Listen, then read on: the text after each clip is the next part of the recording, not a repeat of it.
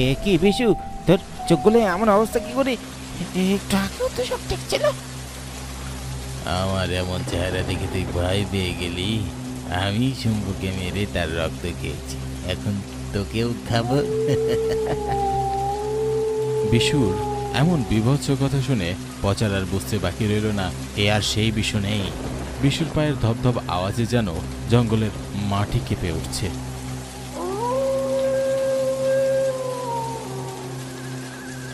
এই যে পচার বিশুকে পাঠিয়েছি, এখনো তো ফিরার নামই নেই। ধনাবুড়োর কথা শেষ হতে না হতেই বিশু কুঠার কাঁধে এসে দাঁড়ালো তাদের দলের কাছে। তখন বৃষ্টির ঝাপটাটা একটু হলেও কমেছে। কিরে বিশু, সেই যে গেলি, তোর ফিরতে এতক্ষণ লাগলো? পুরো পচা আমার সাথেই ছিল, আমি তাকেও হারিয়ে ফেলেছি, আর শম্ভুকে খুঁজে পাওয়া যায়নি।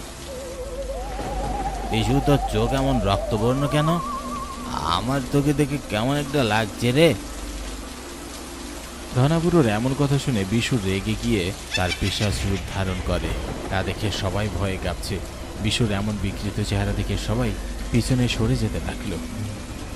কে তুই? তুই তুই তুই দাদির সাথে কি করেছিস? আমাকে চিনতে পারছিস না তুই বুড়ো?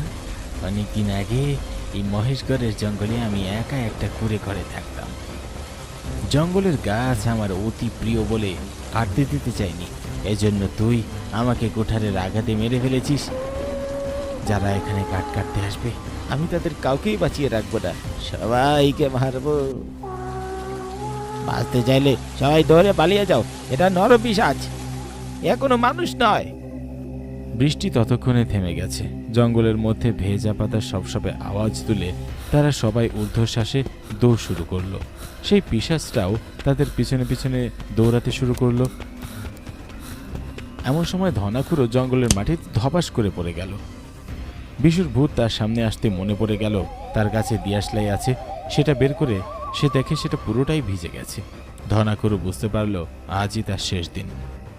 সাথে সাথে পিশাচটা ধনাখুরো শরীরের উপর ঝাঁপিয়ে পড়ে, তার কাঁধে বড় দাঁত বসিয়ে দেয়, তারপর তার শরীরের রক্ত পান করে।